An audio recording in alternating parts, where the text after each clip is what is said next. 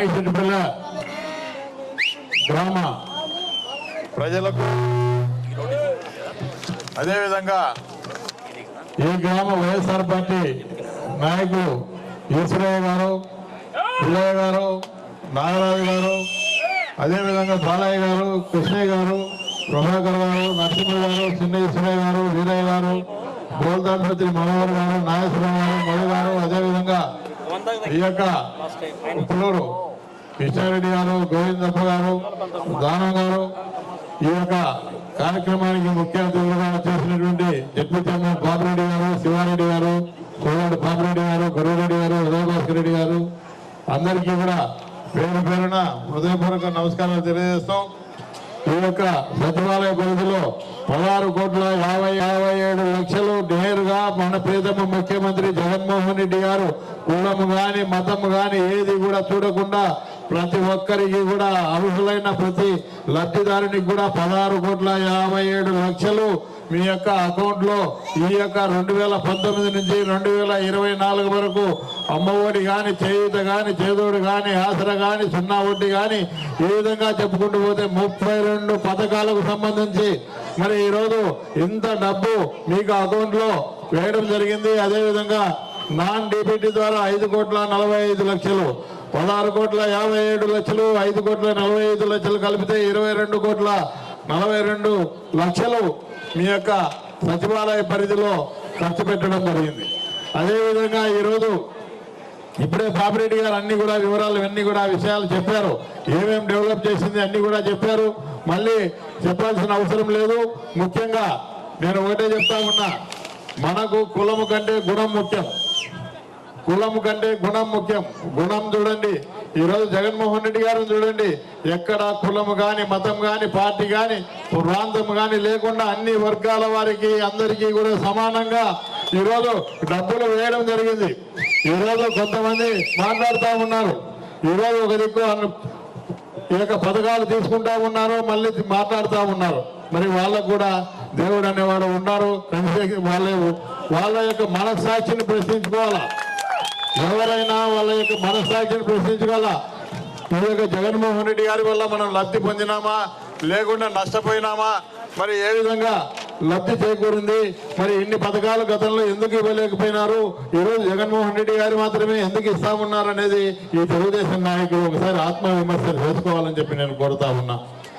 ఏదేమైనప్పటికీ కూడా ఈరోజు ఈ గ్రామానికి కానీ, హనుమంతుగుండ కానీ, ఎర్రగుడి కానీ, ఈ యొక్క గ్రామంలో, ఈ యొక్క మండలంలో 8,000 ఎకరాలకు పేదవాళ్లకు పట్టాలు.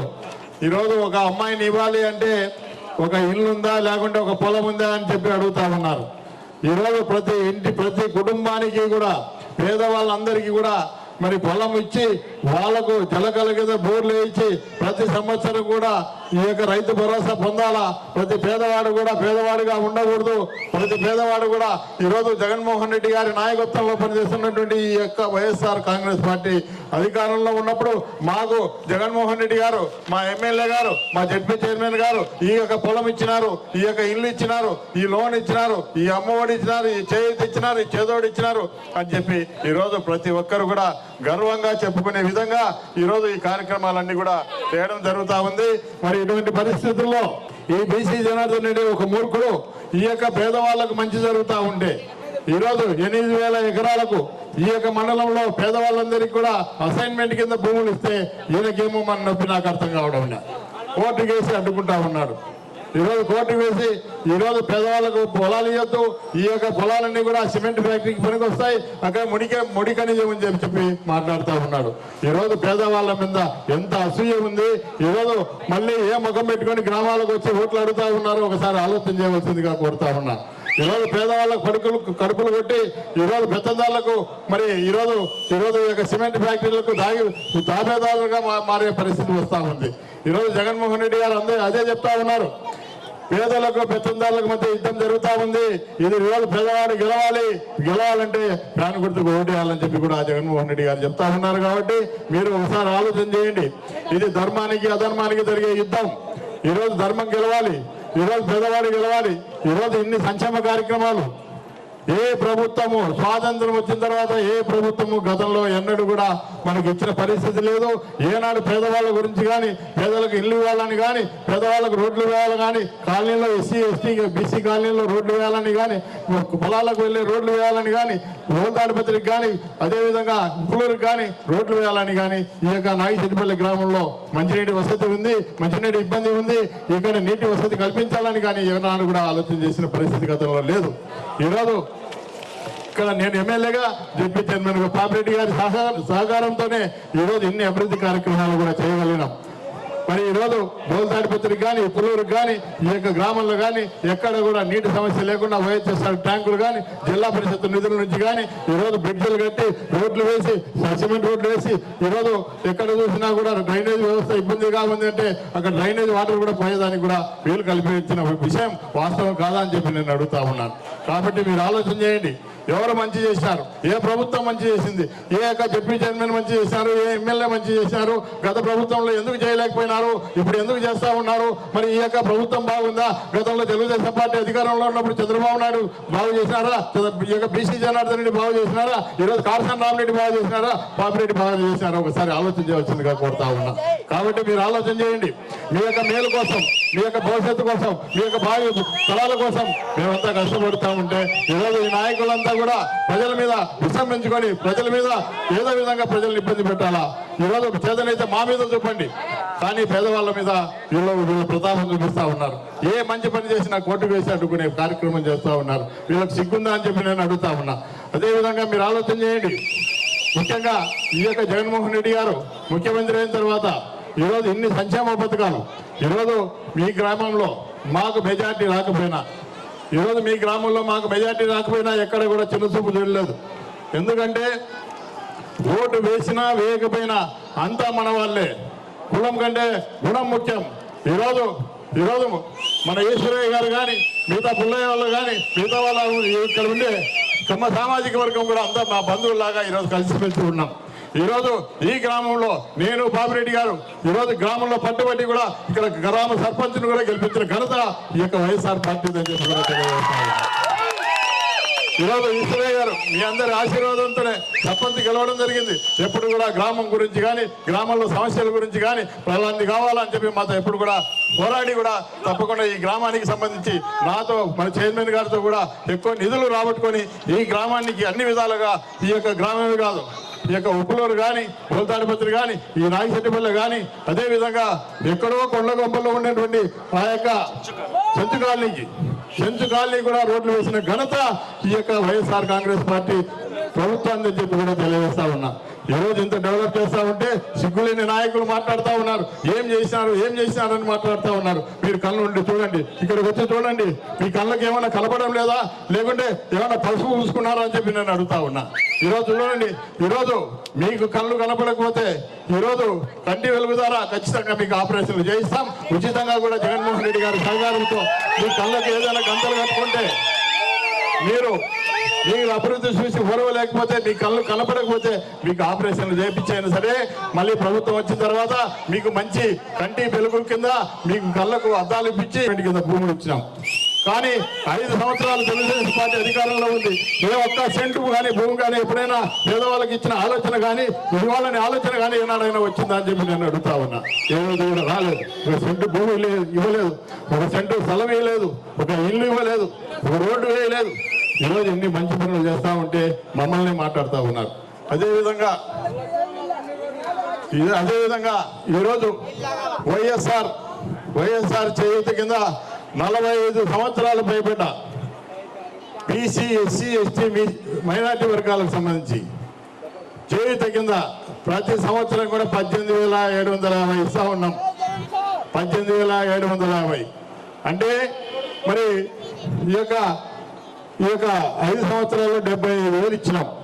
ఈరోజు 75,000 నుంచి డబల్ 1,50,000 జగన్మోహన్ రెడ్డి గారు ఈరోజే మేనిఫెస్టోగా పెట్టడం జరిగింది. మహిళలకు సంబంధించి 45 సంవత్సరాలు నిండిన ప్రతి మహిళలకు కూడా బీసీ, ఎస్సీ, ఎస్టీ, మైనార్టీ వర్గాలకు సంబంధించి 75,000 నుంచి 18,750 సంవత్సరానికి ఇస్తా ఉన్నాం. ఆ 18,700 నుంచి దాదాపు 37,000కు ప్రతి సంవత్సరం కూడా పెంచడం జరిగిందనే విషయం కూడా తెలియజేస్తా ఉన్నా. అదేవిధంగా ఓబీసీ నేస్తం మరి కమ్మలకు కానీ, రెడ్డి గారికి కానీ, బ్రాహ్మణ్స్ బాబునలకు కానీ, శెట్టి గారికి కానీ వీళ్ళకందరికి కూడా ప్రతి సంవత్సరం 15,000 ఇస్తా ఉన్నాం. ఆ 15,000 ఇప్పుడు 30,000 చేసిన ఘనత జగన్మోహన్ రెడ్డి గారు అని చెప్పి తెలియజేస్తా ఉన్నాం. ఎందుకంటే ఈరోజు ఓబీసీ నేస్తం కింద గతంలో 5 సంవత్సరాల్లో మరి 4 సంవత్సరాల్లో 60,000 ఇస్తే ఈరోజు 1,20,000 కూడా పెంచిన విషయం ఈరోజు మేనిఫెస్టోలో తెలియజేయడం జరిగిందనే విషయాన్ని కూడా తెలియజేస్తా ఉన్నాం.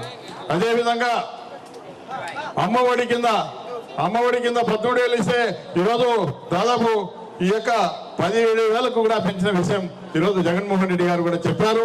ఖచ్చితంగా 17,000 రూపాయలు మీ యొక్క అకౌంట్లో వేయడం జరుగుతుంది అమ్మఒడి కింద అనే విషయాన్ని కూడా తెలియజేస్తా ఉన్నా.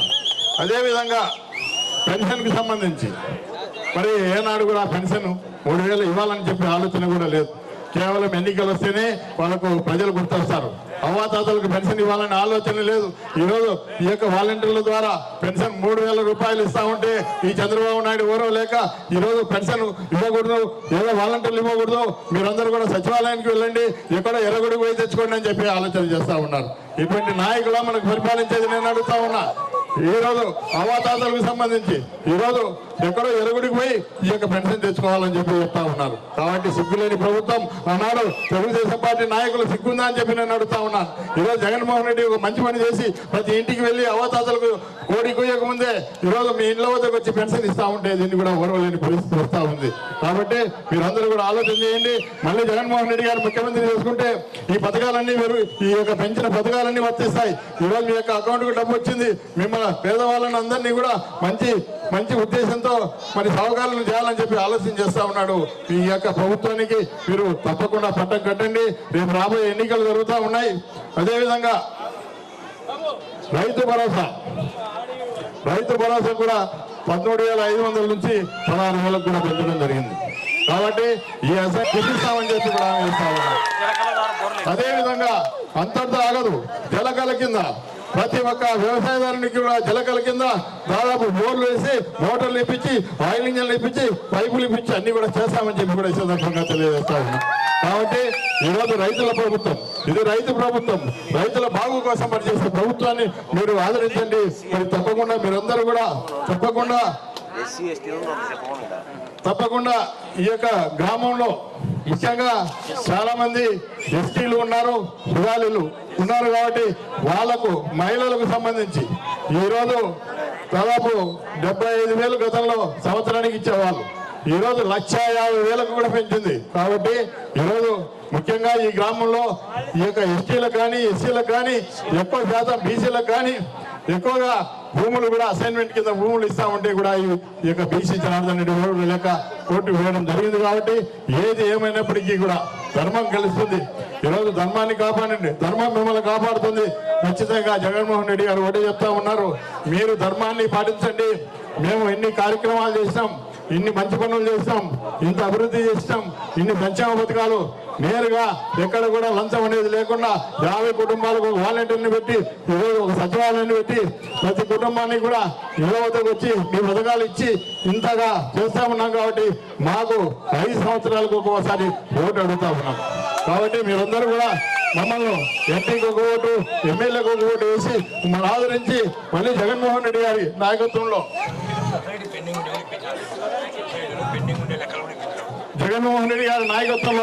మళ్ళీ ఫ్యాన్ గుర్తు గెలవాలి. ఫ్యాన్ గెలవాలంటే ఇక్కడ ఎమ్మెల్యేగా ఎంపీగా 2 ఓట్లు ఇస్తారు. 2 కూడా ఖచ్చితంగా ఫ్యాన్ గుర్తుకు ఓటేసి మమ్మల్ని మళ్ళీ మేము సేవ చేసుకునే భాగ్యం, ఈ యొక్క రోడ్లు కానీ ఈ యొక్క డ్రైనేజ్ వ్యవస్థ కానీ ఈ యొక్క పంట పొలాలు మీకు పట్టాలు ఇచ్చే విషయం కానీ ఇళ్ళు కానీ ఇంటి పట్టాలు కానీ అన్నీ కూడా చేసే కార్యక్రమం చేస్తాం. అదేవిధంగా ఈ గ్రామానికి సంబంధించినంత వరకు గతంలో ఒక బాపనయ్య సొసైటీ యొక్క డబ్బులన్నీ కూడా వాడుకొని తింటే కూడా మేము అధికారంలోకి వచ్చిన తర్వాత ఆ డబ్బులన్నీ కూడా మీకు ఈ యొక్క రైతులు ఏదైతే నష్టపోయినారో ఆ డబ్బులు కూడా కట్టియడం జరిగింది. కాబట్టి ఈరోజు రైతులారా, అందరూ కూడా రైతు సోదరులారా, మీరు ఆలోచన చేయండి. ఏ ప్రభుత్వంలో మంచి జరిగింది? గతంలో కేవలం ఏదో వాగుల్లో వంకల్లో ఇసుక ఎత్తిపోసుకోవడం, డబ్బులు బీరువాల్లో దాచుకోవడం. ఈరోజు ఆ పని కాదు, కళ్ళకు కట్టినట్టుగా కనపడతా ఉన్నాయి. రోడ్లు కనపడతా ఉన్నాయి, తార్ రోడ్లు కనపడతా ఉన్నాయి, ఈరోజు ట్యాంకులు కనపడతా ఉన్నాయి, పైప్ లైన్లు కనపడతా ఉన్నాయి. ఫ్యాను గుర్తుకి ఓటేద్దాం, మన కాటసాని రామిరెడ్డి అన్నను మళ్ళీ గెలిపించుకుందాం.